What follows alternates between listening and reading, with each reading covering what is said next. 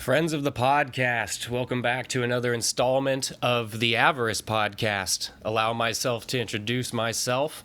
I'm Devin. I'll be your host for the evening, morning, afternoon, night, whatever the case may be. Shout out to Flubber.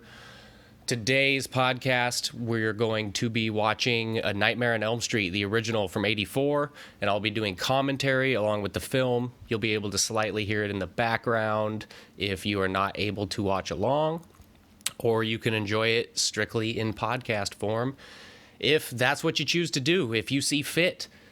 I am going without the coffee today because I already have a rather large soda here, and I'm a little bit jittery as it is.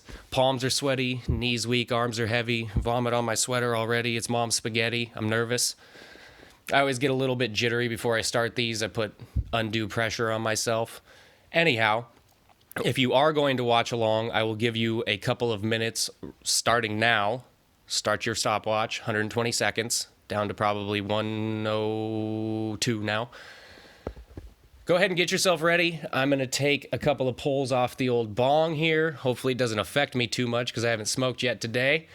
And then I will give you a countdown when I'm going to start the film, and we will enjoy the greatness that is the original Nightmare on Elm Street, Wes Craven's creation.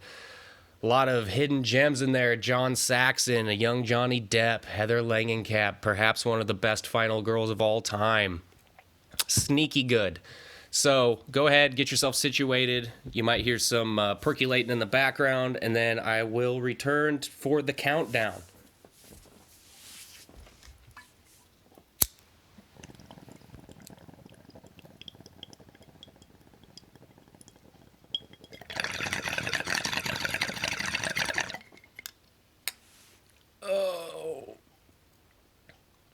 Just a little bit, ooh, ah, a little bit more. Coming on, yeah! See what we did there?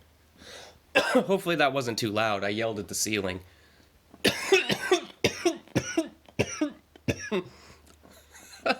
Today's headline, Old Man Yells at the Sky.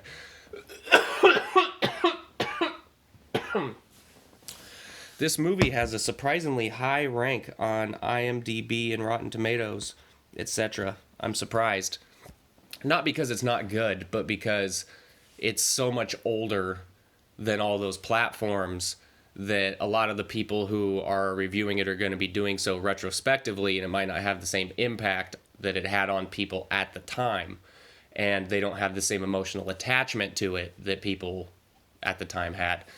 This actually came out 3 years before I was even born.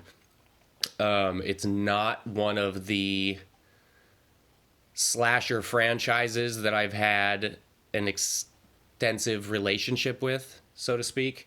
I had the first one on VHS when I was a teenager. Regretfully, I don't have that anymore.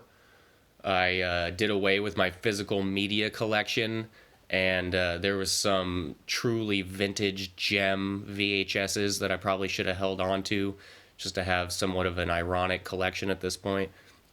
I still, when I go to thrift stores now to look for stuff to flip on eBay and Poshmark, I always go check the VHS sections to look for original releases of certain movies. I really want to find a first release Halloween, an original release Elm Street, and the like, just to have. I don't really, it doesn't serve, just makes me feel good inside, I guess. Anyway.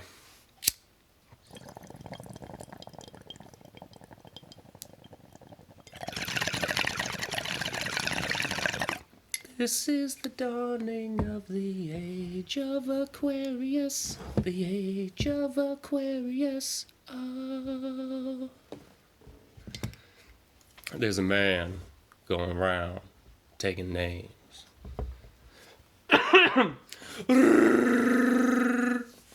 Okay, so if you are going to watch the film along with me, go ahead and get your fingers poised on the play button. I will be pressing play in 3, 2, 1, play. 1, 2, 3. This weird New Line Cinema logo that I'm completely unfamiliar with. I grew up with the New Line logo that looks like film strips. It's got that blue backlight. It's the black logo, looks like a film strip. This New Line logo is super vintage. New Line actually was a very small company, kind of bouncing from distribution picture to distribution picture at the time of this. And basically, in order to get this film made, Wes Craven gave up all the rights that he had to the film, sold off and then Bob Shea at New Line essentially did the same thing in order to get it made. And it kind of, I won't say that it made the career of Wes Craven because he'd already done some stuff before that, but it's definitely his hallmark piece. Scream comes close, but I think more people associate him with Nightmare than they do Scream, even though he's responsible for both. And then Bob Shea was able to franchise it, basically, and bank off the name in perpetuity. I love this opening dream scene because I think that she should look a little more terrified, but we have no fucking clue what's going on. It's moody, it's dark, there's a lot of shadows. I love the way it's lit. And we get our first introduction to the score, that ding, ding, ding, ding, ding, ding, ding, ding. That's not the trademark riff, but it's getting there.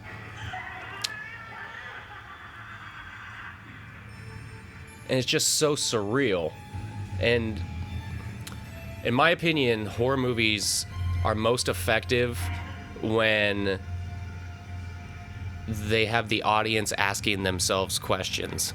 When the audience is trying to figure out what's going on, wait a minute, what was that there? And they start trying to come up with their own theories.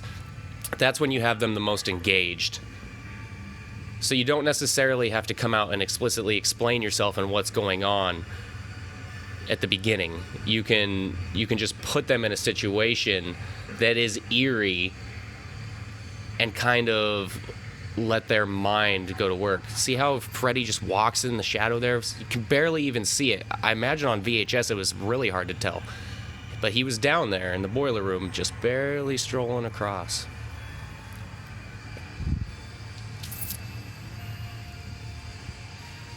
Another thing that I think is often forgotten about this film is that the very first dream that we're seeing right now takes place in the boiler room.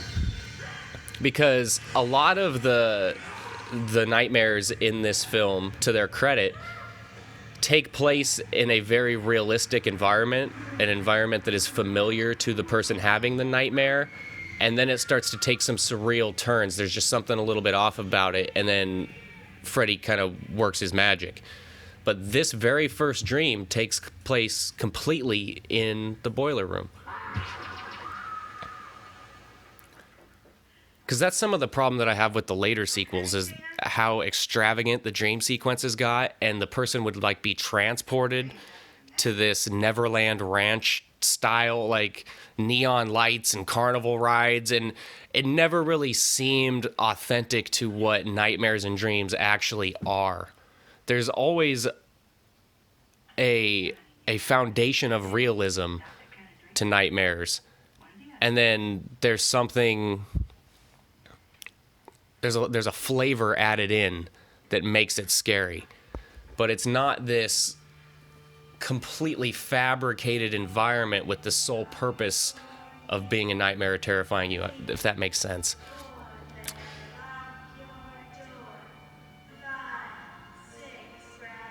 There's something so eerie about those girls all dressed in white and the personification of innocence singing about this terrible figure, Freddy. It's a nice contrast. It's like when a song sounds upbeat and happy, but if you look at the lyrics, they're actually pretty dark. I like that kind of shit. Preppy ass Johnny Depp. Up yours with a twirling lawnmower. Call me crazy, but I felt like Rod always had like more of an East Coast feel. he has kind of East Coast mannerisms and East Coast tendencies. He doesn't seem to fit in this community. I could be wrong on that, but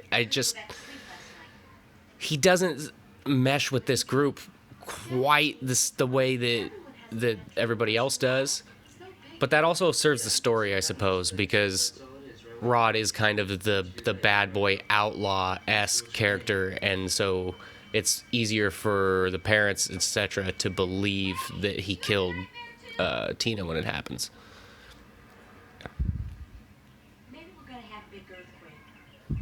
But there's a slow build to this. We have that initial nightmare, and then we get acquainted with our characters, and we get to spend some time with them. And it's even it's misleading because it feels very much like Tina is the main character at the beginning. And then we shift later to Heather, or Nancy. See, I got this cousin who lives near the airport. It's okay for me to stay with, man. And I get the sound effects saved from Oh, kids, that's called a boombox. That's actually a really fucking nice one. It's got equalizers and shit on the top. People used to walk around town carrying those on their shoulders. It was a precursor to headphones. And when you wanted to make a custom playlist, you had to listen to the radio with a blank cassette in the front of that thing, and you had to click record right when your song came on, and then click stop right when it ended, and leave it queued up, so when you recorded the next song, it would come right after. All these sound effects that he's playing on here reminds me of something that came later, but from my childhood. There used to be these keychains that were basically a soundboard. It had like 6 or 8 buttons on it, and you click them on, and it'd be like, meow. One sounded like a car alarm, one would be like, ooh. There was all these weird sounds on this little keychain thing. Cool story, right, bro? Another thing you notice, if you look at Nancy's hair, she's a brunette, obviously. And there's no highlights or anything like that. She's just a solid one color. Later on in the film, once she starts having nightmares, she develops a gray streak of hair on the side of her head. It's very subtle. They never acknowledge it. You just have to notice it on your own. But it's to signify the stress that she's going through. She's actually physically aging. There's obviously a point in the movie where she looks in the mirror and says, God, I look 20 years old. Oh my God, that line cracks me up every time I hear it. God, I look 20 years old. Me being 32, like, bitch, do you know how good 20 looks?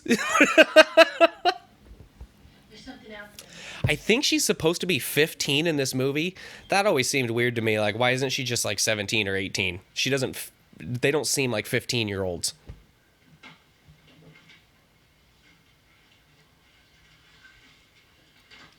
Look at that vintage Nike sweater. I do not understand dressing like that. What is the point of the vest? What are you doing? Why didn't you just wear a warmer shirt? Or, like... I'm going to put on this shirt, and then I'm going to put on this shirt over it. I guess I kind of do that. I'll put a button-up on with a sweater over the top, but I would never wear a short-sleeve shirt with a vest over the top. I'm anti-vest, if you couldn't tell. I don't see the need for them. It's like my body's going to be cold, but my arms are going to be warm, so I'll wear a vest. That's the opposite of what's true. I think there'd be more of a need for only arms. Fuck warming up my body. My body stays pretty warm. Warm up my arms. I want to wear a sleeveless shirt and jacket sleeves.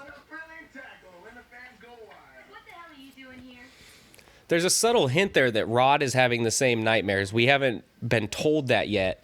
But otherwise, how would he think to pick up... What is that tool called?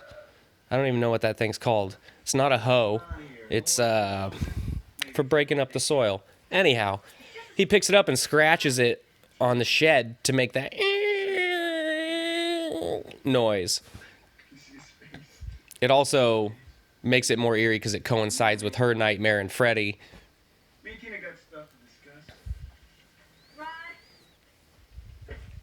Another interesting aspect to like the classic horror slasher films to me is that they're so good, but a lot of the dialogue is garbage.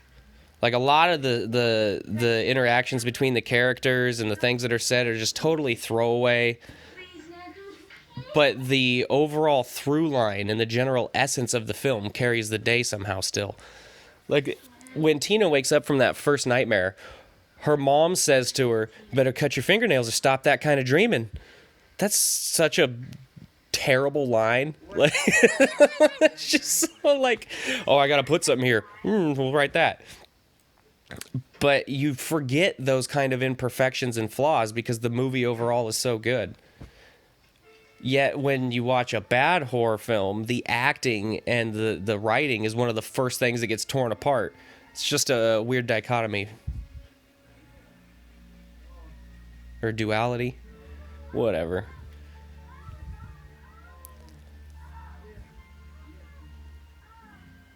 Turn a fan on or something. You're just going to sit there and listen to your friends bone down?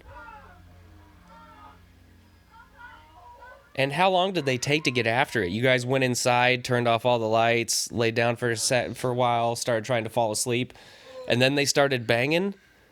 They're teenagers. They couldn't have been going for more than like 10 minutes. Go outside and have a cigarette, come back, they'll be done. Johnny Depp's hating right now, because he's not getting any. You feel better now, right? He's going to die a virgin. He never even got to see Paris. No more fights? We're on the verge of one of the most epic death scenes in any horror film ever. When did you have a nightmare? Guys can have nightmares too, you know. You can get a corner on the market or something. They pulled it off by having a rotating room, if you don't know. Which is interesting because before I knew that, I never even questioned it. I never bothered to think about how they did that. And the fact that they didn't have digital effects and the like, how did they make it look like she was being pulled up the wall and drug across the ceiling? And they fucking tipped the room over. They had the camera and the chair and everything, and Wes strapped in, mounted to the floor. Then they flipped the room over and had her crawl around on the ceiling, which is now the new floor, while Wes is strapped upside down filming her. That shit's crazy. The ingenuity. To me, a lot of the beauty in the genre of horror and classic films in general is the ingenuity. The fact that they weren't able to just mask it with digital and just computer generate everything, and they actually had to figure out in the physical world how to make this stuff happen. And there's not a kit you can buy or anything like that. You actually have to come up with uses for things that they were not intended for. You have to say, I need something that does this. Well, that would probably work. And to me, that's that's like the truth. That's one of the most beautiful things about what it is to be a person. That might sound stupid, but I love ingenuity, and we've lost a lot of that as a culture, as a people, as a race.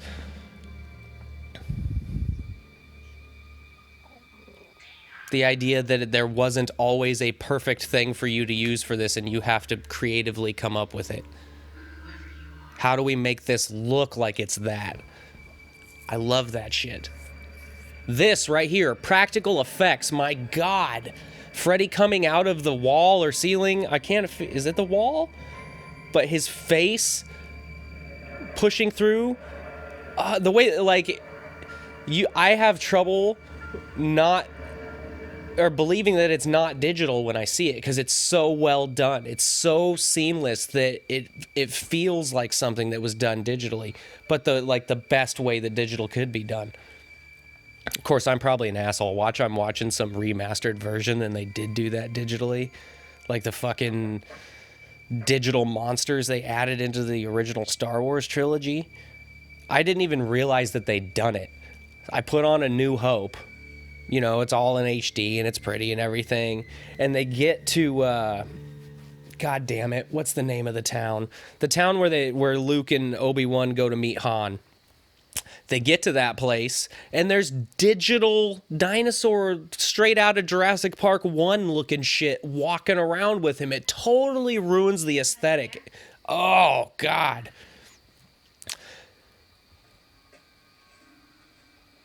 This is what I meant about the first dream in the boiler room being so divergent from most of the other nightmares in this film, because this, we don't even really know she's dreaming right now. She's at the house she was at. She's gone outside. We've seen outside just a little bit earlier. This is what outside looks like. And in the back, you hear him whispering, Tina. And it gets just a little bit more urgent until he's, Tina. A young-ass man with a trash can strapped to the back of his ass so the rats can't chew through his last pants.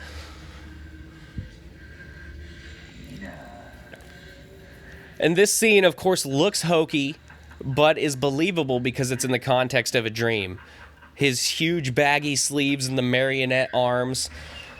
The one thing that I question is, why are both of his arms stretching out when he only has the glove on one hand? I know there's probably a balance issue, maybe. It was going to tip the fuck over the other way. Your differential just tipped the fuck over.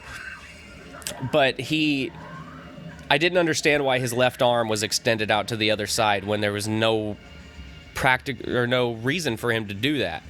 I guess just visually it looked better. Of course, like I said, balance as well. This is Freddy's sense of humor in this film as well.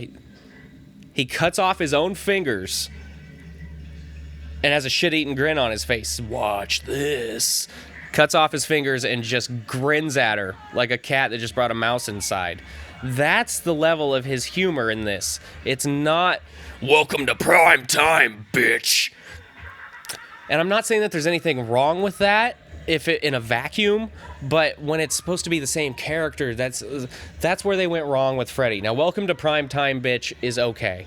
That film is about as far as they should have gone. But once it got into feel the power and like, ugh, God.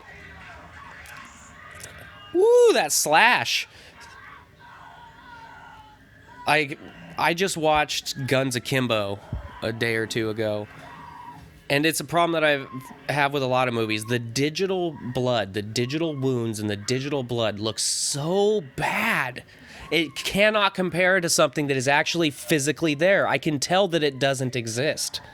I can tell that that's not blood on that person. I can tell that it's something that was added to the image of that person. Here, she has shit all over her. Now, it's a little bit light to be blood. It may not come off exactly realistic, but it looks way better than fucking painting on there with a computer. And Guns Akimbo, it has so many gunshots and wounds and blood splatter and everywhere. And it's just like, it's just digital all over the place. Rob Zombie did it in 3 from Hell. It's a bunch of digital blood, and I hate it.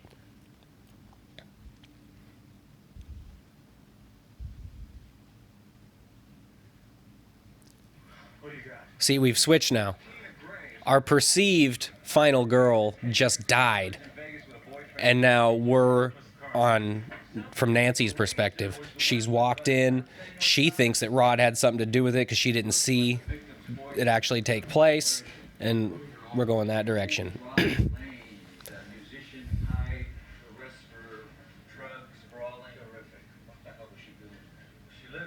I like that everybody thinks that it was Rod initially, like as a mislead, but it would be more effective if the audience didn't know that it wasn't Rod. But the only way for the audience to think it was Rod would be for us to have not seen the kill, and that being one of the most epic kills ever. So, yeah, anyhow. We got John Saxon here. Soon-to-be alcoholic mother. Let's be honest, she is an alcoholic now. She's just not binging. John Saxon's wearing his full hairpiece. Rod is not a lunatic, Dad. You have a sane explanation for what he did? Apparently he was crazy. This is obviously relatable for the target audience because, let's be honest, It wasn't that serious. teenagers, young adults are who these films are targeted at. And strife with the parents, feeling like they're not on your side or they don't believe you and you're justified, is a frequent theme. So it's highly relatable to have the young, innocent, genuine character not be believed by the authority figures. It's also a theme in the Child's Play films, which I've only recently realized after going through the whole Child's Play franchise and then seeing how it compares to A Nightmare on Elm Street. They actually have a lot more in common than I thought. Now, Child's Play is far inferior, in my opinion, mostly because of limitations of the character Chucky, but they're both slashers who speak, and they're both have a smart-ass sense of humor and a vulgarity about them. And the franchises both get derailed when they go too far into the comedy, too far into the meta realm. There's a lot of synchronicities between those two franchises. I'd rather keep busy, you know? And then obviously, so that's just with the antagonists. Then there's the protagonists being kids whose parents don't believe them. Obviously, Andy being much younger than Nancy, but she's gone. You can go ahead and pour some whiskey in your coffee. I like how she said, I'll sleep in study hall, and the mom's like, okay, that sounds good. She's just mailing it in. I like that. The guy in the distance standing by the tree just staring at her, kind of Michael Myers-like. Now he's gone. It's because they're staking her out because they know that Rod's going to try to get a hold of her and they're looking for Rod. But we don't know that yet, so it's just creepy. It just adds to the eeriness. You don't know. Is that something to do with Freddy? The rules haven't been defined for us yet. Once they're defined, we know when something does have to do with Freddy or doesn't have to do with Freddy. Right now, we have no clue. The door was locked from your side. I mean, it's apparent it has something to do with nightmares. Warning you or what? He said that like he was going to punch her if she didn't believe him. You don't want to believe I'm not violent? No, get violent. And I like John Saxon's line, too. Get up and put your head... No, what does he say? Whatever he says, he gives him an order, and then he says, like, your ass depends on it. Like, he means it. Like, I'm going to fucking shoot you if you don't listen to me. Which is, if you thought you were dealing with a psycho murderer, that's how you would talk to him. Yes, me. What the hell were you doing going to school today for anyway? Nancy? Of course, she's upset at him for using her to catch Rod. And it's like, we didn't put you up to anything. We just watched you and knew what he would do. And we think he's a murderer. You don't want us to catch him, bitch? Perhaps inside human nature. Again, probably a reflection of my age, being that I was not around when this movie came out and I arrived at it later. I don't associate this lady with being the teacher in A Nightmare on Elm Street. I associate her with being the landlord from Kingpin. Yeah,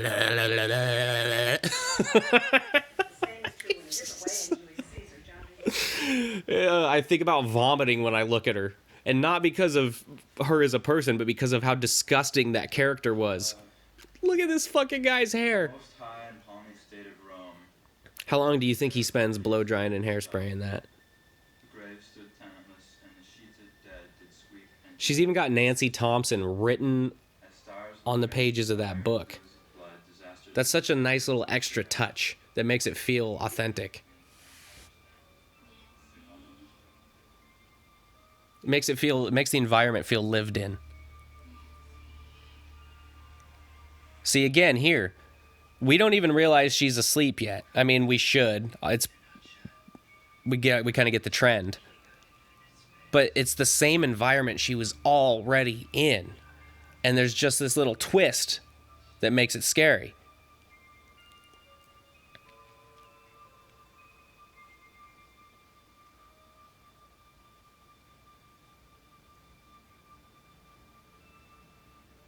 The interesting thing, though, is it's not like the spirit or whatever of Tina would have come into Nancy's dream. So that's Freddy taking on the appearance of Tina, we don't really know to what extent he can manipulate the environment. Are there no rules?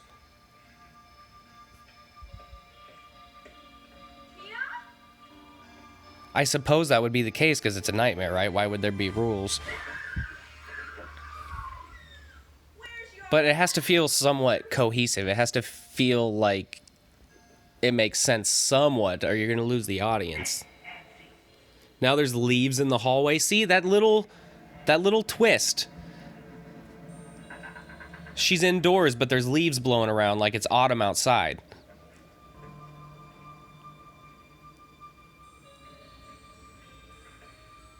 I also don't dream in stories like this. It's not step by step. It's more like you cut out, like if it was 24 frames per second, it's like you cut out every 23 frames, or you only left in every 24th frame. It happens like, I don't know. I have an understanding of what's going on at the moment, like this is what I'm doing, but it doesn't flow smooth like a video visually. It's more image based. But that would be hard to convey on film and get your point across. That's always been my main contention with the idea of a dream sequence in a film to begin with, is because, at least for me, that's not how I actually experience dreams. It's a lot more fragmented. Like if I'm in a dream, I had a dream once that somebody was trying to hit me and I jumped on the hood of their car. I didn't visually have a smooth image video of me riding on the hood of the car. I had the still frame of me jumping on the hood of the car and this bodily sensation that I was riding on the hood of the car, if that makes sense. But again, hard to encompass all that and convey it on film. I get it. Freddy sliced himself open and he was just full of maggots and stuff. That's interesting because he still has like the shape of a man, but if he has no organs or anything, why is that necessary?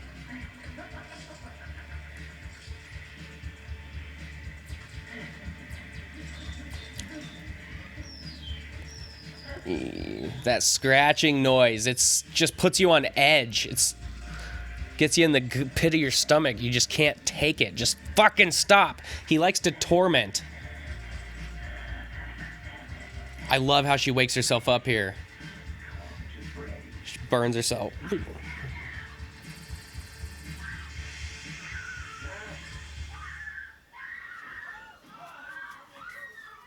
That's good that she uses that method to wake herself up. She burns herself on the pipe, and then we see the mark on her arm that she's burnt in real life when she comes back, and that's the foreshadowing for you're able to bring... Well, I guess we already know if you die in the nightmare, you die in real life. But they're building towards the end of the film where she's able to bring Freddy entirely out of her dream, step by step, with... Like here, she burns herself, she comes out of the dream, she has the burn. Later, she goes into the nightmare, she takes Freddy's hat, she comes back into real life, she has his hat. So they've set a precedent. By the time the end of the film comes, it's easier for us to buy into her bringing Freddy, the entirety of him, back when she wakes up. But would burning herself like that actually wake her up if being murdered doesn't wake her up? How come the self-induced pain of putting her own arm on that pipe, which isn't even real, by the way, it's a nightmare. She puts her own arm on that hot pipe and burns it, and that wakes her up. But if Freddy had stabbed her with his glove, she would have died. Like, you know what it's a bit of a disconnect logically. It's a good film, but that's always kind of my issue with the Nightmare series, is there's disconnects logically for me. I can still enjoy it as a presentation, but when I really start thinking about the story and how stuff connects, sometimes I get a little bit confused. Maybe I'm the asshole. It's that way with a lot of other franchises too, and it's not exclusive to Nightmare. I mean, look at fucking Jason. Well, then how do you know that somebody How did Jason grow to be full size if he drowned when he was a boy? Did he drown when he was a boy? If he didn't drown when he was a boy and he was living in the woods that whole time with his mom, then why was she killing people because he drowned? There's a lot of questions. It never really makes sense. Friday 2 is supposed to take place the day before Friday 3, which takes place the day before Friday 4. All that's supposed to happen in like a 3-day span.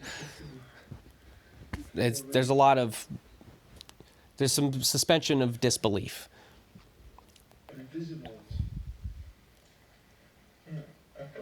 But for me, when you really want me to buy into something such as this, where you're toying with alternate realities and stuff like that, it really has to have continuity. It's almost like a time travel film. You really have to play it close to the vest and follow rules of time travel movies. Otherwise, you start fucking yourself over and you take the audience out because it doesn't make sense anymore. Rod just told her that he's had the same dream. So they're all dreaming about the same guy, which is also something that the fans, first time you're watching this, when you don't know what's going on, they're giving it to you piece by piece. Why are all these kids dreaming about the same guy? How is that even possible? How is he killing them? Who the fuck is he? If they don't even know who he is, how are they having nightmares about him? Yeah, lay down in a warm bath when you're exhausted. That won't cause you to doze off or anything.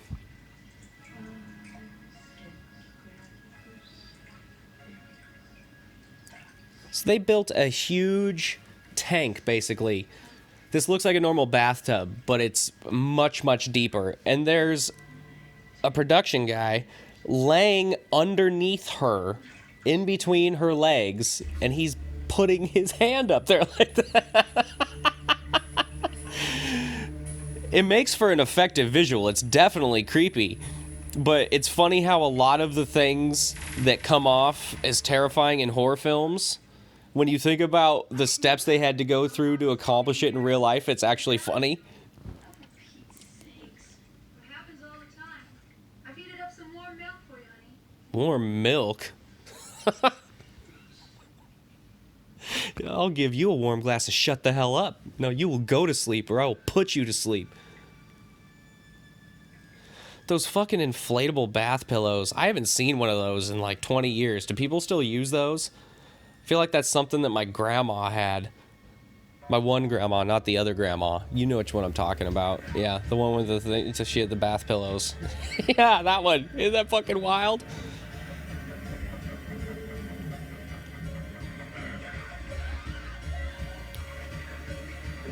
That's creepy as fuck, I gotta admit, because this reminds me of dreams when I was younger, where I would think that I was swimming, and I'd be like, oh, I can piss in the water, and then I'd piss my bed. But this is a nightmare where you're drowning and you're actually in water. Like, it's just it's good. Plus, there's the added vulnerability that she's a young girl, naked, in the bath. That's the reason you see a lot of shower stuff. A shower is one of the most vulnerable positions you can ever put yourself in. Your eyes are closed a bunch of the time. You can barely see water, steam. You're naked. You're not prepared to run, defend yourself. Anything that happens at that moment, you're vulnerable. So it's not just the sexiness factor or the nudity, the obligatory nudity that happens in a lot of these films. It's also the vulnerability. That's why you see so many shower type scenes. I mean, Psycho. Look at Psycho. This beautiful young girl, shower. She's totally defenseless. Somebody could just come in and stab her up, and then if there was a struggle, you slip and hit your head on the fucking bathtub, you're dead. Like, there's a lot of consequences to that whole area that we don't really acknowledge while we're doing it. You are completely unaware of what's going on in your domicile while you're taking a shower. Somebody breaks in, it catches on fire, the dog starts choking on something. You have no idea.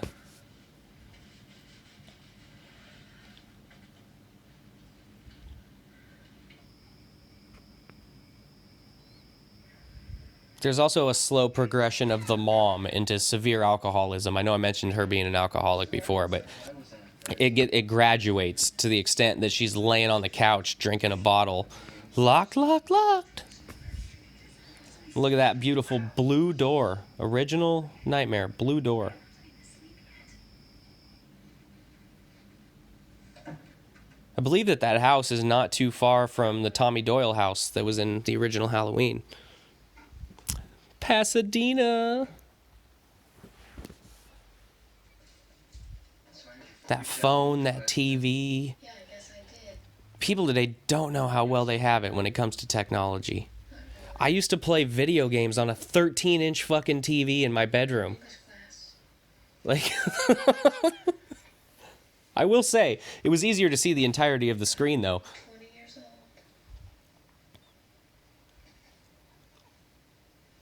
Did you have any weird dreams last night?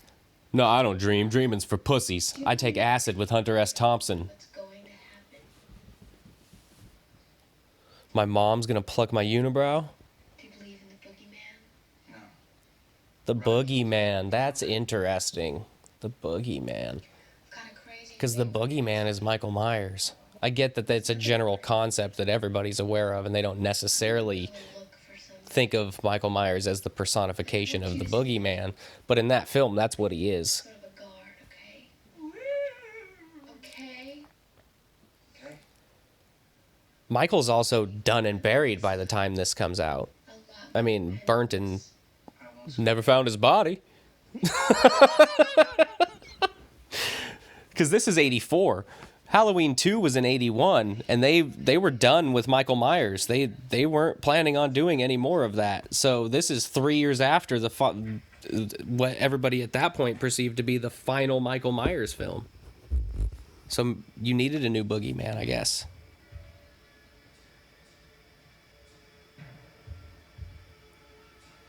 And Freddy and Jason get thought of as the 80s slashers. But there was a brief few years there where it was just Jason before Freddy came onto the scene, and then it became, is Freddy the new Jason? So it was really Jason first. Obviously Michael was first, but Jason was the first one to hit in pop culture the way he did, I would say. And then Freddy came after, very shortly after, especially retrospectively. Because a year or two when you're experiencing is one thing, but looking back in time when you're, 30 and going, 1 year, that doesn't seem like shit. And then Freddy was the MTV era slasher because Jason got stale.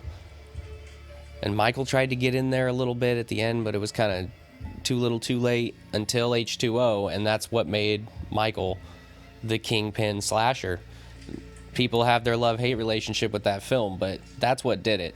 Right place, right time, right after Scream. Very Scream feel to the movie. Nostalgia mixed in with aiming at the new crowd. Box office success. Off to the races. Never looked back. And Freddy and Jason haven't been able to catch Michael since. There's also not any mystery there. Unless you're going to totally restructure the story, in which case just make a new story.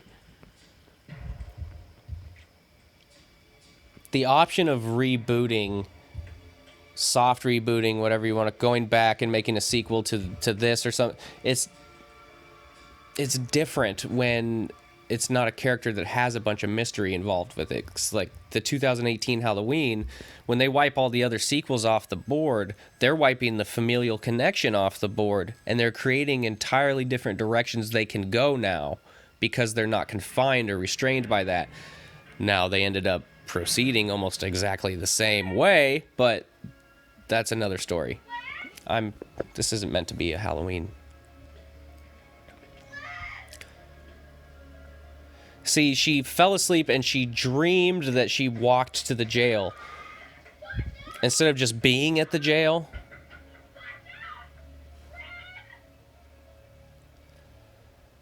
And she's the one having the nightmare that Rod is dying. But is Rod having a nightmare? We're not experiencing Rod's nightmare. We're experiencing her nightmare.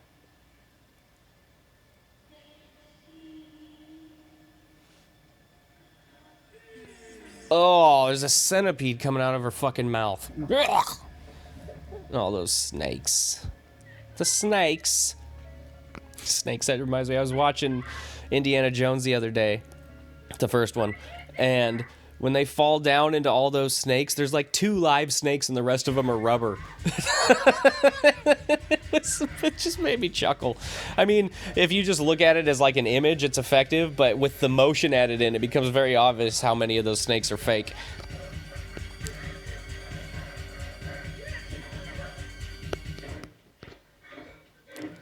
What good is locking the door gonna do? Oh, the Bob Shea scene.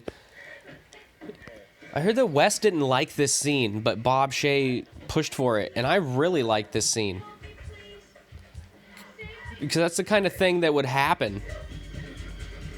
This, you know, you go to punch and you just can't move your arms. You try to run and you're going slow. You want to walk up the stairs, but they're mushy. I really love that part as being something that you would experience in a dream or a nightmare.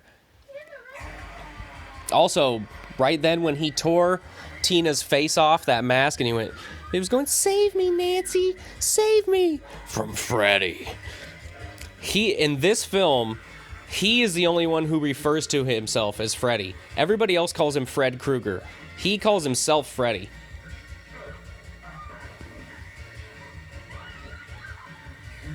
It's interesting to me how the Freddy part caught on, not Fred. And I think I've nerded out on this, and I think it has to do with syllables. Like, Michael Myers, Freddy Krueger, Jason Voorhees. They all have 2-syllable first names, 2-syllable last names. You bastard. What'd I do? I just asked you to do one thing. Like, is there a reason that it's Michael Myers and not Mike Myers? I was having a bad dream. Because back then, Mike Myers wasn't a famous celebrity. They very easily could have been Mike Myers, but it was Michael Myers. Fred Krueger. Why didn't they go with Fred? Why did it change to Freddy? Why was that what stuck? And even their single name monikers. Michael, Freddy, Jason. 2 syllables. It's weird. I went back to sleep. Okay. Call me if you need anything, okay? She looks disheveled as fuck. She looks like somebody was just fucking her 6 ways from Sunday and she ran in there.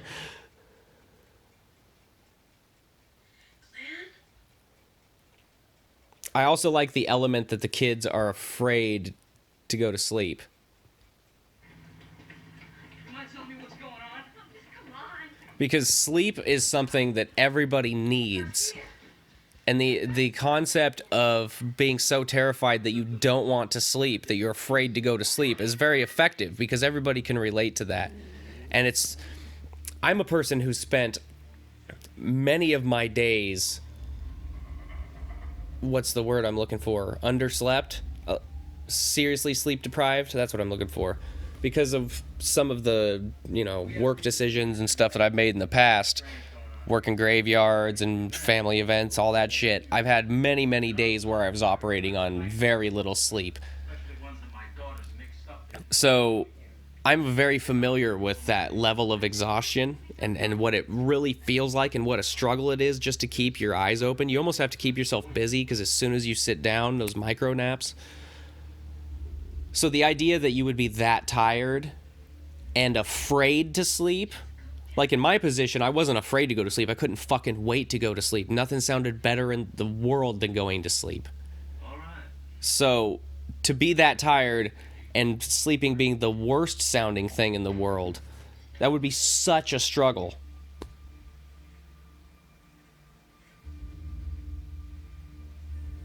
And they explore that more in some of the sequels with the girl that burns herself with cigarettes to stay awake. The Patricia Arquette drinking Diet Coke and eating spoonfuls of instant coffee. Like they're desperate.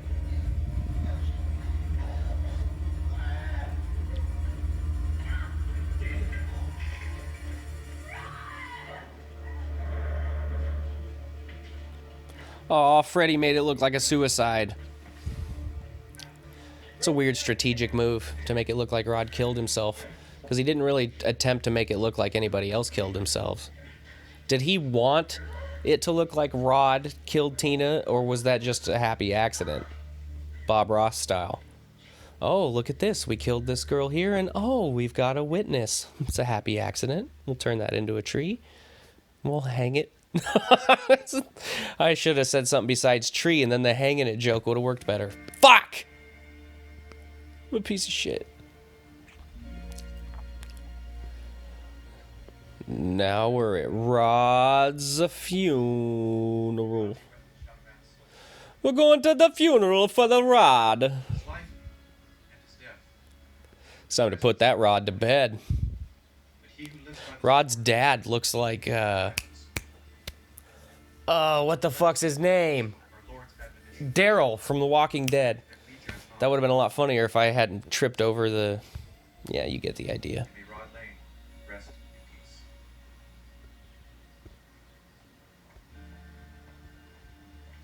Time to go, honey. That church looks just like a building that would have existed in my hometown. Except for the palm trees. Never mind. Look at those beautiful bitches. I'm talking about the trees. You're saying somebody else killed Tina. I don't know who he is. But he's burned. I guess it possibly was a strategic move on the part of Freddy to make it look like Rod killed Tina and then make it look like Rod killed himself, because it makes it appear to everybody but Nancy that the case is sewn up now. There's nothing to pursue. There's nothing to look for. There's nothing to be curious about here. It's figured out. I'm going to get her some help. Do you always have that pearl necklace?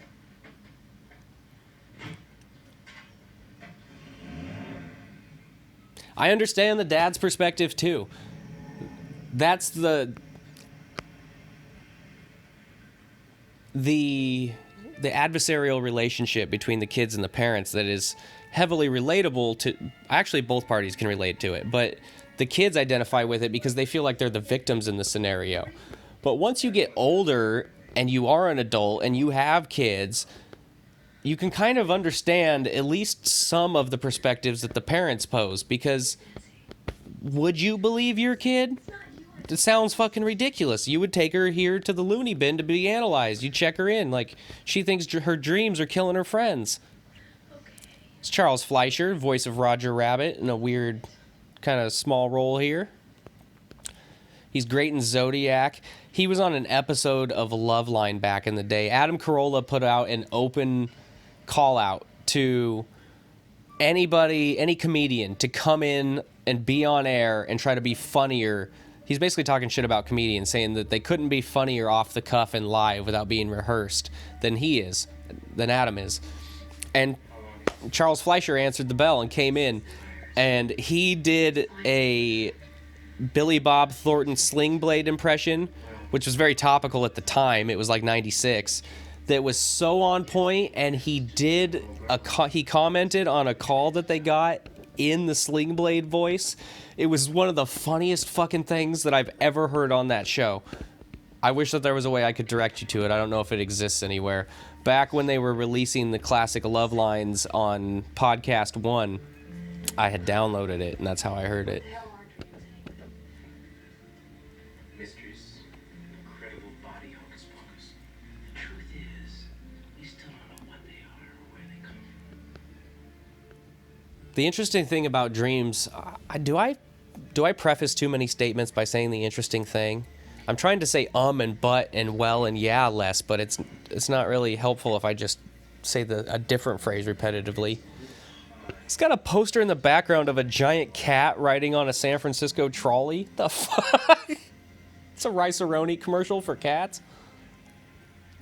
But part of the reason they say that we need sleep is that our brain has to kind of like go through disk defragment or disk cleanup and sort through a bunch of the bullshit that it's holding on to and figure out what's important and what can be discarded.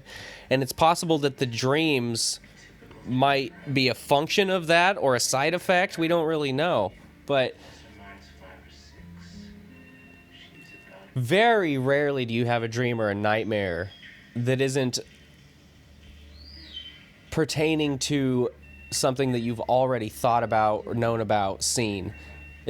I can't think of any dreams or nightmares that I've had where it was an environment that I hadn't at least thought of before. Somewhere that I was somewhat familiar with, or a person I was familiar with, or you know what I mean? It's not entire fabrications, because it's working with pieces that are already in there. It is your own mind. How is it going to pull from an exterior source? Oh, they do acknowledge it right there. Son of a bitch, she comes out of the dream with gray hair. God damn it. Now I feel like a dumbass. Somehow I picked up that her hair color changed, but I never noticed the part where they address it. I'm sure people were all commenting, Devin, you fucking idiot, you don't know shit about movies. Hey, I don't claim to. This isn't about me trying to inform you about things or be the authority figure or the last word or the knowledge base for shit. This is all just about me experiencing this and sharing my thoughts, my opinions, what I think, what my preferences are. That's it. I'm not the last word on anything. I have a plant that looks just like that one. I'm looking at it right now. Life imitating art. You're gonna slide the bottle behind you. You think I don't know your bitch ass is drinking?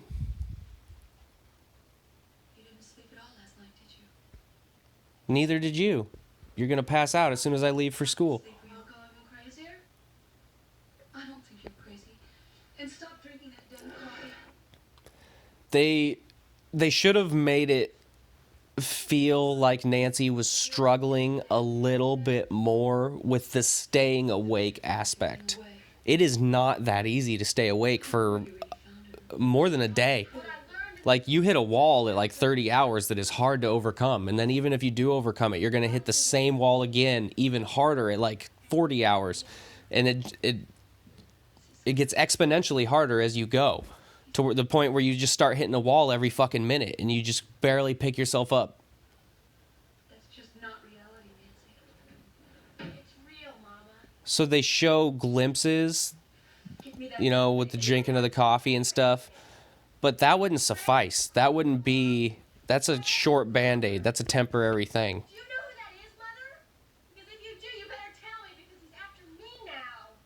Nancy, trust your So she would be going through the simultaneous struggle of trying to navigate this whole Freddy Krueger situation, figure out how to convince her parents that it's real.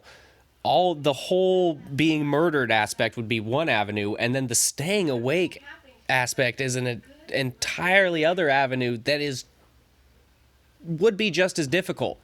And it's a losing battle. She's not going to be able to stay awake in perpetuity. She is going to have to sleep. believe me. I know. And just the sinking feeling of that fear, of knowing that you can't outrun this forever. I feel like it was something I made up. Nancy, you're sick. There's something wrong with you. You're imagining things. I've been fascinated by sleep ever since I tried to do my little experiment where I wasn't getting any. Damn! Because It's just a nightmare. I became obsessed with the idea of why can't I get less? Why do people have to sleep so much? Why isn't it? Is there a trick? Is there something you can do? Do you just drink a bunch of water and have some creatine or something? You know, like, can people survive on 4 hours of sleep a night in perpetuity? What are the things you can do to combat that? And I wasn't coming up with much. It's just this odd thing that we require. They got this whole system they call dream skills. So if you have a nightmare, for instance, like falling, right? And everybody's afraid of dying, but nobody's afraid of sleeping, unless those things are one and the same. You say, okay, The only time you're afraid to go to sleep is if you're afraid you're going to die while you're sleeping. read something special like a poem or a song. They get all their art and literature from dreams. Just wake up and write it down. I've heard sleep and dreams and nightmares referred to as little deaths, but I've also heard orgasms referred to as little deaths. Those are far different. One of them you're snoring, one of them you're screaming. Well, then I guess those people don't wake up to tell what happens. Great.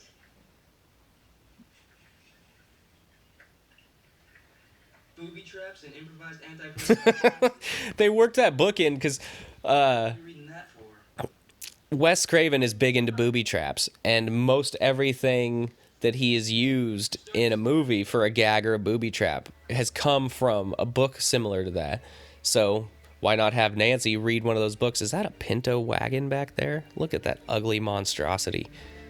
70s cars were so trash. Not all of them, but by and large, 70s cars were fucking garbage. 80s cars weren't really that much better.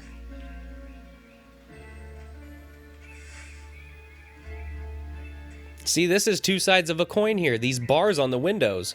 I can totally understand how her parents think that they've got a child that's developing into a fucking lunatic, and they put bars on the window to keep her in and other people out.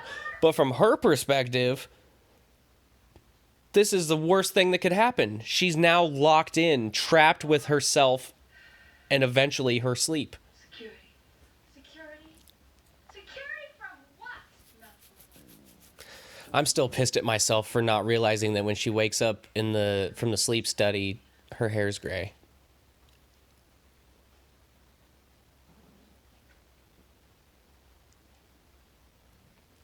So now is when it all makes sense, or as much as it's going to. We're about to find out that Fred Krueger was a child murderer, not a molester. Murderer, which is a subtle but important distinction, He was a filthy child. because it's implied that if he was murdering children, he was probably doing anything else he wanted to with them as well. Like it's not like there are acts that are more vile than murdering them. So if he's willing to murder them, you would assume he's willing to do everything prerequisite to that or below that as far as severity is concerned. And I think that Got fat and the judge got famous, but somebody you run into marketability and digestibility issues when you out and out say he is a child molester. I think the soft pedaling of it works better. It's just as effective without the downside. I think that a lot of people are going to be turned off if he is explicitly said to be a child molester, and they are not going to want to take their kids to, they're not going to let their kids dress up as Freddy for Halloween. Like, it's a different tone to it entirely when you take the step up and say that he is a child molester, even though I just previously said that's not really a step up. I guess maybe the child murderer angle is easier to digest because it's in the context of a slasher film, and your mind doesn't necessarily go to molestation right away.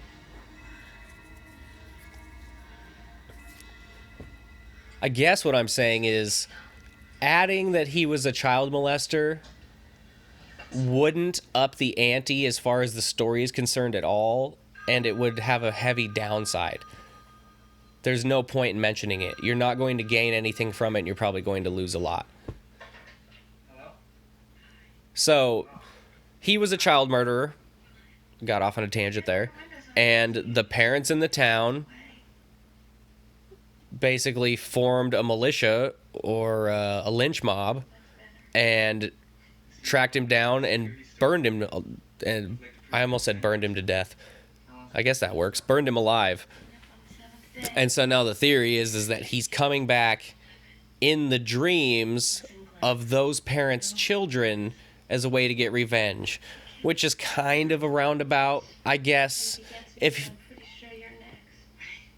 Freddy's vile and cerebral and sinister, so I suppose if he really wanted to enact revenge on the people that killed him, making them live with the deaths of their children may be worse than in just killing them outright himself, making them carry on knowing that they were responsible for this.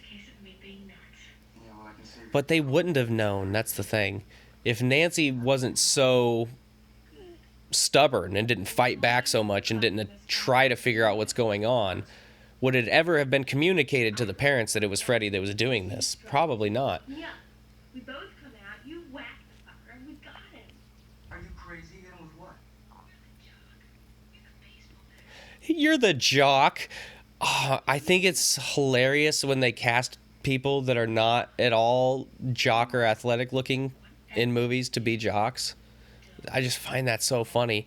Like Ryan Phillippe in I Know What You Did Last Summer, he's supposed to be like a star quarterback or something, and he's 5'9", 160 pounds. Give me a fucking break. Freddie Prinze Jr. is more built like a quarterback than Ryan Phillippe is. And I guess that Depp could be a jock if he's playing baseball or like nothing that requires size. He definitely doesn't look like a football player.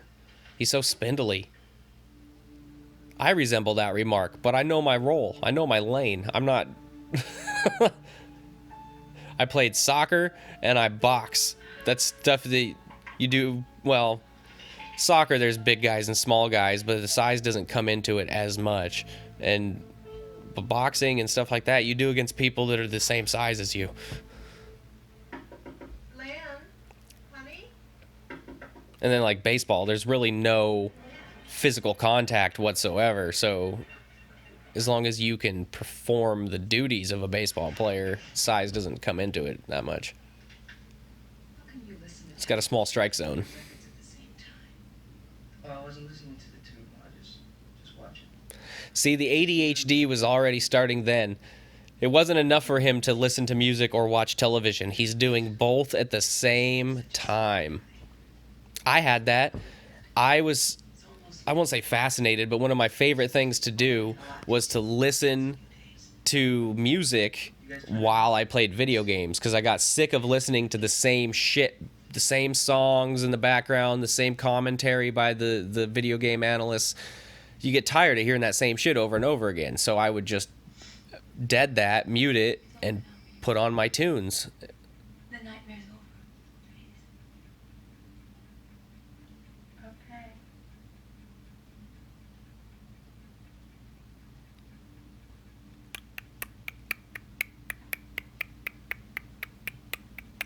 It's got the coffee pot in her room.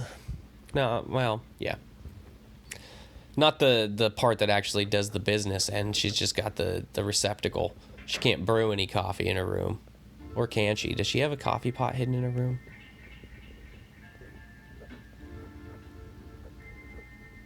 She does. God damn it. Right after I said that, I went, wait a minute, I have a vision of her pulling out a coffee pot. That was part of the inspiration for this. There was a couple of different things. Wes Craven saw a guy when he was a little kid that looked like what Freddy looks like and scared the shit out of him. Look at those back dimples, Heather.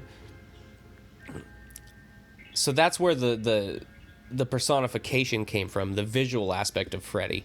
But the idea for the kids being afraid to go to sleep and dying from a dream came from a entirely different story where a kid died while he was sleeping, and they found that he had a coffee pot hooked up inside his closet, and he was just the lengths that he was resorting to try to stay awake. Shouldn't stare. Look at Angela Lansbury. You know what I think? I think that kid is some kind of lunatic or something. Shouldn't talk that. So Glenn's parents were involved as well, right? We're led to believe that all four of these kids, their parents, were involved in the murder of Freddy. The vigilanteism, which was justified. I don't care what you say. But I don't want that kid hanging around with our son. we don't really get to see any of the parents dealing with that other than Nancy's parents. None of the other parents know what's going on.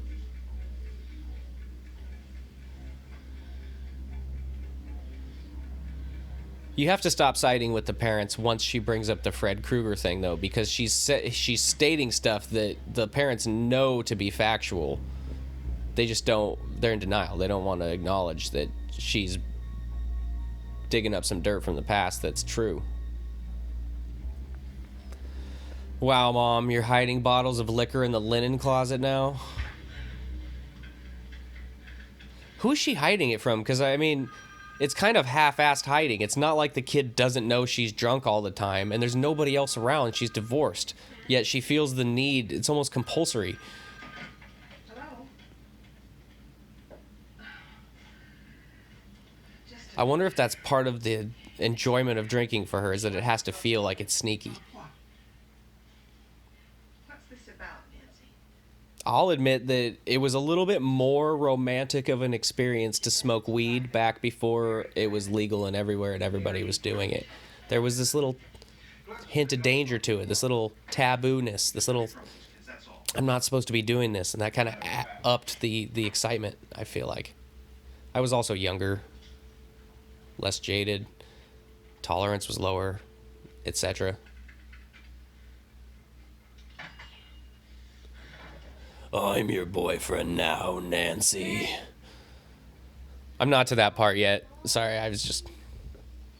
Okay, can somebody tell me what the fuck is the point of those bedrooms that have like a French door, patio door type setup, but then the balcony is non-existent? It's just a railing immediately outside. Like, what the fuck is the point of that?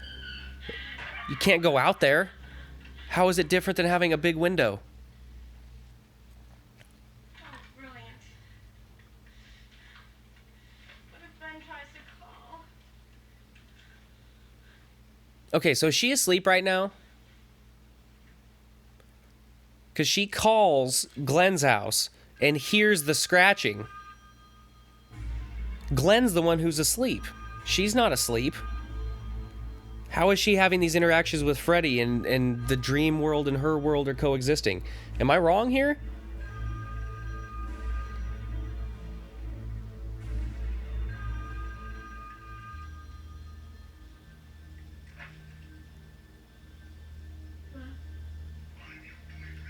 See, we're at the I'm your boyfriend now, Nancy, and the tongue coming out of the phone. Classic image. But that's supposed to be her signal that Glenn is asleep now. But how the fuck is she... How is Freddy communicating with her if she's not asleep? You know what I'm saying? She's in the real world right now. She's running downstairs trying to get outside. Her mom's telling her the door's locked. I locked it all up. So the phone called her after she ripped the cable out of the wall, which isn't possible unless you're in the dream world. And it was Freddy on the other line. The tongue comes out. She's not in the dream world. You have it on me. You've got to follow your own rules.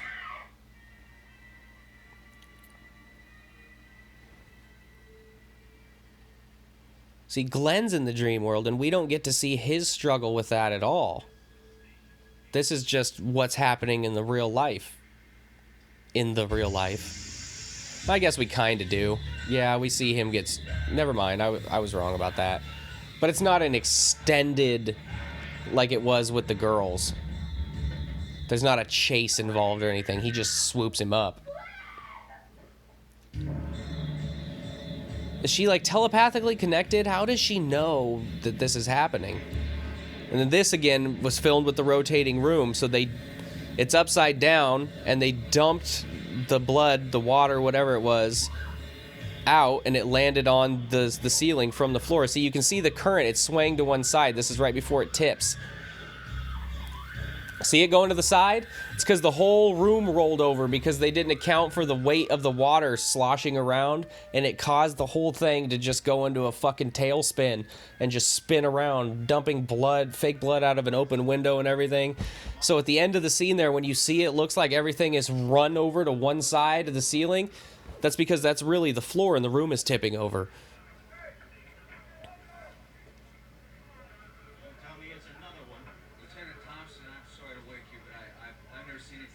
See, I'm still curious.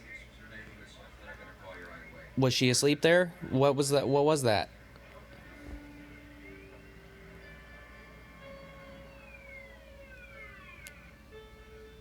He doesn't know what to think.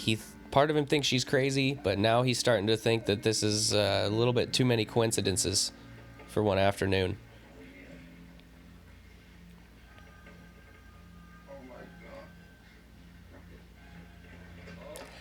I gotta say that this is a comical amount of blood. I guess it was supposed to come out of a nightmare, and so, but a person doesn't have that much blood in them. That guy's the sheriff in Scream. Nancy?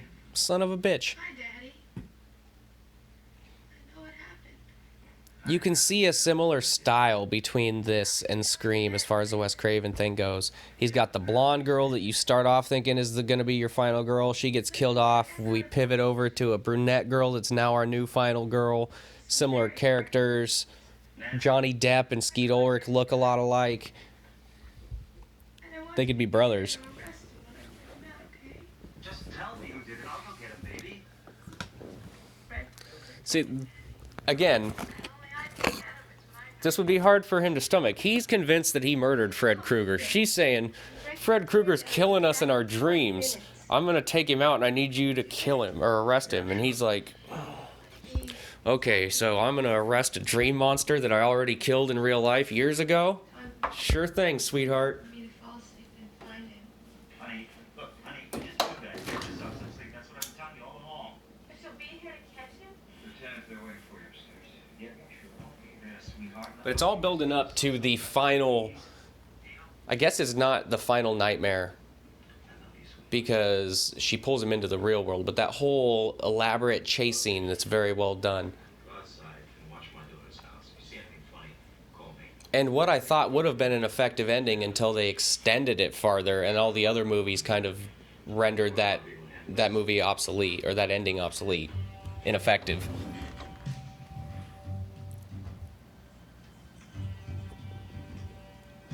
Boom, boom, boom, boom. Boom, boom, boom, boom. Got my 80s Casio synth music going right now.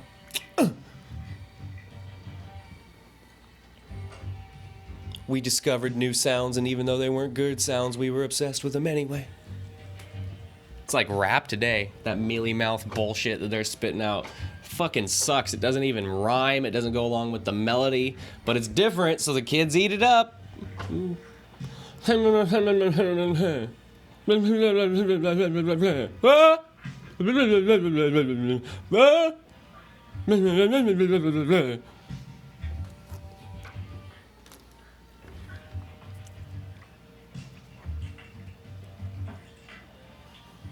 That being said, there still are some people putting out good music nowadays, but what seems to be most popular, what I'm hearing kids play the most, is fucking trash. There was these two kids, there's a school right behind my house, and they were out here the other night playing basketball, listening to music on their Bluetooth speaker, and it was garbage. Not to mention that they were throwing out F-bombs and N-words and all the like, and everybody that has a house around here can hear them. They're just acting a damn fool and listening to some of the worst music I've ever heard in my life. Right up there with mariachi music. Like, was making me turn into like the main guy from Phantom Menace when they go to the Gungan city and he's that was me that day. That's your nature. That's your gift. But sometimes you have to turn away, too. So the speech her mom's giving her here about how her nature and her gift is to face her fears and go at things head up is also an underlying theme of the movie. Because when we get to the end, and the way that she resolves the issue with Freddy is to turn her back on him and ignore him and take away all of his power and essentially she takes back the right that he had to, I'm not phrasing this correctly.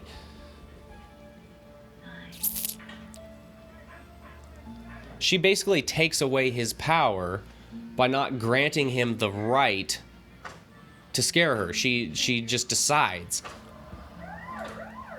Which is also not only what you do with nightmares, but what you do with real life. It's not going to go away. You just got to face it head up.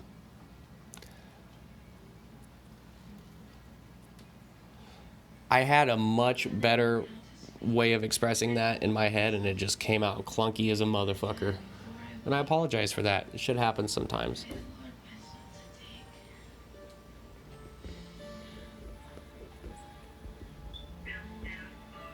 Did she just say the Lord's Prayer right there? I missed it. I'm at the patio door having a cigarette.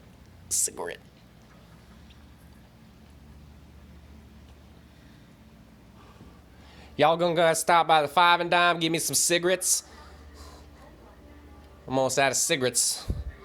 I want the GPC Light 100s. Well, I guess those people will wake up and tell what happened. Oh man, they don't got those. Give me the King Mountain joints.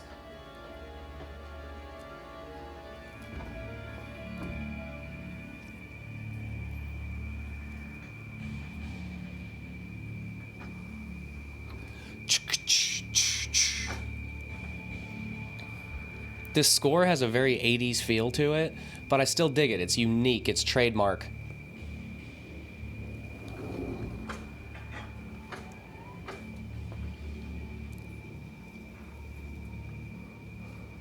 As much as I don't like music in movies trying to tell me how to feel, it's important. It is. I gotta say.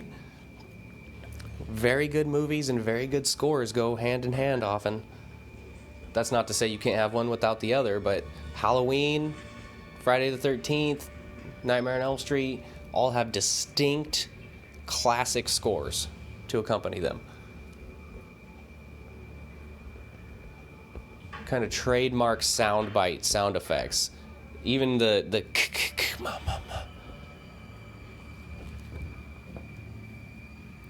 Save me from Freddy.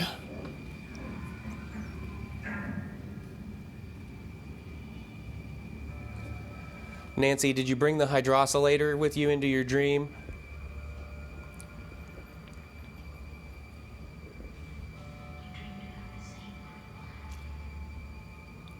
Something else about Freddy that can be a deep dive to think about is that he's not constrained by time. So, is he lying dormant in between these nightmares? Is he existing at all? Or is he just jumping from one nightmare to another nightmare and he doesn't actually exist except for his manifestations in the nightmares? It's interesting. He's not limited by time or space. He just leaps around. So is he just kind of lying in wait until one of these kids falls asleep and that's when he gets his chance to pop out? Or for him, is it just like he leaves one and walks right into another? Is it just like a never-ending... He doesn't need to sleep or eat. He's an idea more than anything. Can exist in the ether. Oh, got some liquid sunshine going on out here in the Pacific Northwest.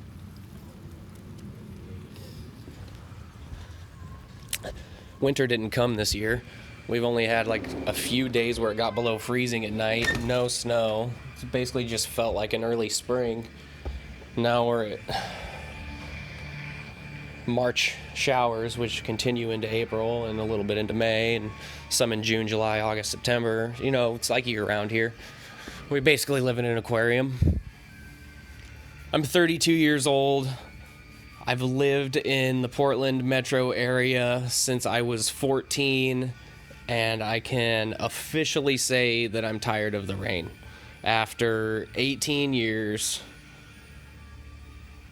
you just get sick of making plans in your mind and thinking of things you want to do, and then you wake up and it's raining and all that goes out the window. It just gets tired of dealing with that over and over again. All just never ending. Especially when you have a little kid and you're trying to find ways for them to expend energy and you want to have them do stuff, and it's just a fucking slop mess outside.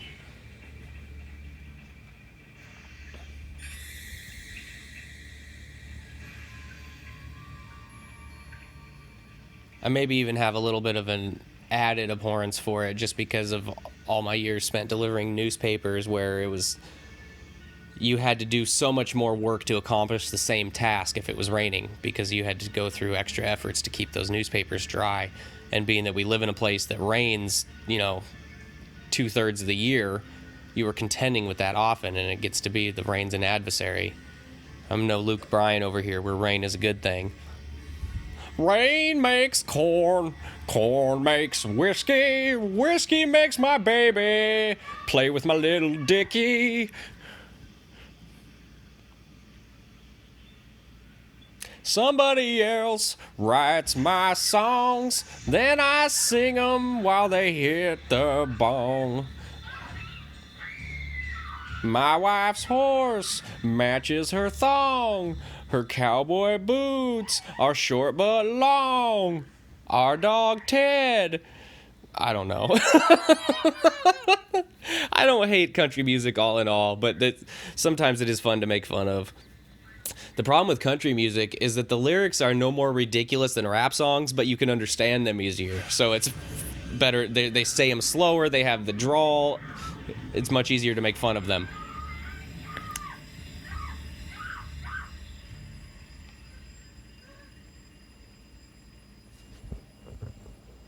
See, and the alarm clock wakes her up from that there, but all the efforts that people go through in other movies to wake people up and stuff have no effect, but that alarm clock wakes her up there.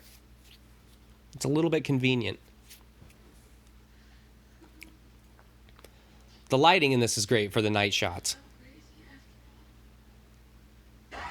The shadows, and you don't see a lot of Freddy, which is one of the problems that they had when it came time to make number 2, because it was a different makeup and effects team, and because Freddy was kept in the shadows, and they used theater of the mind a lot with his appearance. You saw him, he was there, he wasn't there. It was short glimpses. They weren't really able to get an effective visual for what he looked like in the first film just based off watching it, and they didn't have any Polaroids or anything like that because they didn't think that it was going to have legs. They weren't planning on making sequels, so they didn't plan ahead for any of that stuff to be like, here's what I did, here's the steps, here's what this looks like. So they kind of had to figure it out as they went for the second one. Oh, you're in the real world now, bitch. So now that he's in the real world, if he were to slice open his chest, would it be just blood and a heart under there, or is he still full of maggots? What's going on?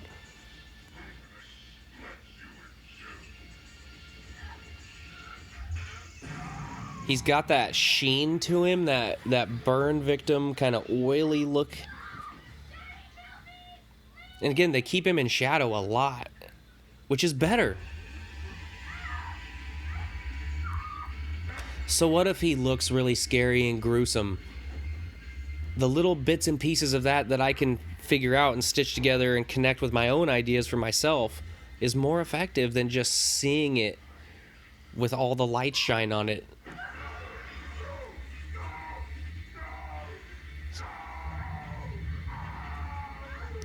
This is one burn right here. This is one shot. This firewalk. Up the stairs. His head looks kind of wonky, but I mean, you just have to take it. It's just like at the end of Halloween 2, it's quite clear that that man is wearing a fire suit and it's not Michael Myers, but you have to suspend your disbelief a little bit because there's no other way to do it. Nowadays, they just put all these bullshit digital flames on him. It'd be green screened. I think there's something to the actors and actresses actually being in the environment, too. Like, when you watch an Avengers movie, do you realize that almost all of that is shot green screened and that those actors are having to pretend that all this shit is in front of them?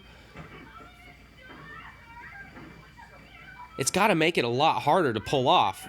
It's got to make it a lot harder to deliver a believable performance when it's all in your imagination. And what kind of a lunatic is capable of such a thing?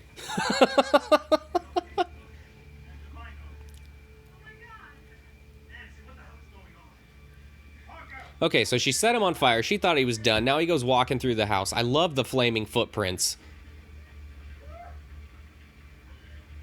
Could be perceived as hokey, but I like it. It's almost like somebody tried to make a s'more out of the Stay Puft Man from Ghostbusters, and he caught on fire and started walking away. Okay, now I get him going for the mom. Here is where I get lost, because we're in the real world now. She pulled him back into the real world. How the fuck did the bed just turn into the gates of hell, and the mom is now a skeleton being sucked down into the abyss? Where did Freddy go? This is supposed to be real life right now.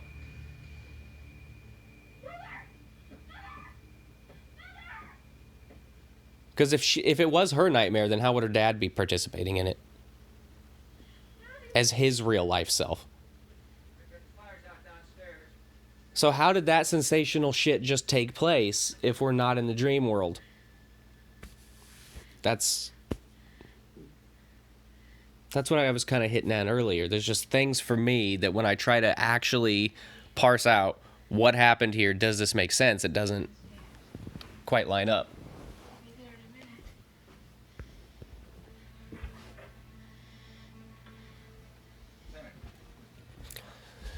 So Nancy knows some fuckery is afoot. She is convinced that Freddy is still there. Somehow her mother just disappeared into the abyss. I don't know what else to call it.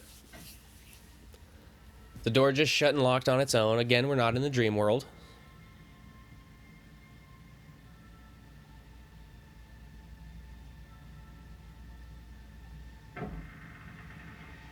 And now he rises up out of the bed. Very similar to when he comes out of the TV in part 3. But this is all dream world shit. Which is fine if we're actually in the dream world, but we're not supposed to be in the dream world right now. I know you too well now, Freddy. See, now she's willing to face her fears and take away his power. He doesn't have the right to have this effect on her anymore. She's not going to allow it. She's not going It's just a dream. to give him the energy. You're not alive. This whole thing is just a dream. Worrying's like a rocking chair. It gives you something to do, but it doesn't get you anywhere. I won't let mother. So she's now going to face him, take away his power, deny him the right to affect her in this way, You're nothing. acknowledge that he's a dream, that he doesn't exist, he's a figment of her imagination. And as she walks away, he just completely disappears into the ether. I get it. Effective. It works. In the dream world. We're not in the dream world. They almost like had two different style endings and they couldn't make up their mind and they did both. If she's going to pull him out into the real world, then he probably needs to be dispatched via real world means. If you're going to do that ending that makes sense in the dream world, then the ending needs to take place in the dream world. That's my issue. And now we have this tacked on piece of bullshit. Wes Craven wanted it to be, she wakes up, her mom's there, everybody's there, everything's fine. And then as the car drives away, you see the girls jumping rope and the song. And that gives you just that little hint of doubt. That plants the seed that maybe it plants a seed of distrust where you're not even sure now if you're watching a dream or real life, if this is what's really happened.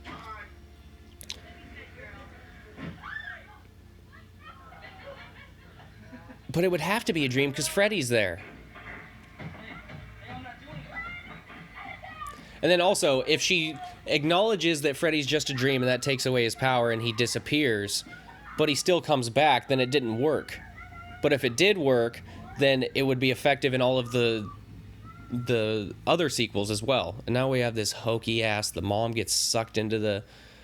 Basically, this scene happened because Bob Shea wanted there to be a hook so that they could go for sequels, and Wes didn't want it. Wes wanted it to end with these girls jumping rope on a more Halloween type, he could be out there still vibe.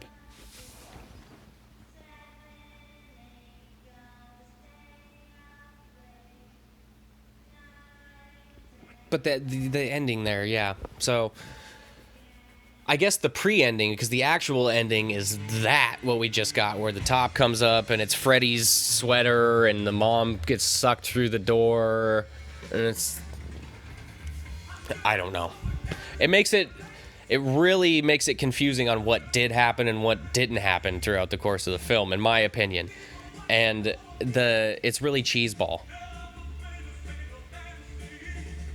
I would have much preferred if it was just those girls jumping rope and that kind of hazy, because it leaves you with the lasting, you're thinking about what you've just seen, but you're also wondering what could happen in the future. It's more open-ended and not so just corny. So that was A Nightmare on Elm Street, Part 1, the original. That one, obviously I love this movie. It's one of the classics. I hope that this commentary podcast came off okay, because for the really good films, the classic ones, I feel an obligation to put forth a product or content that is deserving of that, or that, let me rephrase that. I feel like the uber classic horror films, be it Halloween, they deserve a certain amount of effort put forth. They deserve a certain amount of quality if you're going to do a commentary track on them. And so that's why I get so nervous beforehand. If it was a shitty movie I didn't care about, I would have less invested in it, and I wouldn't be as nervous. Anyway, you guys can find me on SoundCloud, iTunes, Spotify, YouTube, Facebook, Instagram, TikTok, the like, all that good shit. Like, comment, subscribe, share. Until the next time, this is Devin signing off and saying...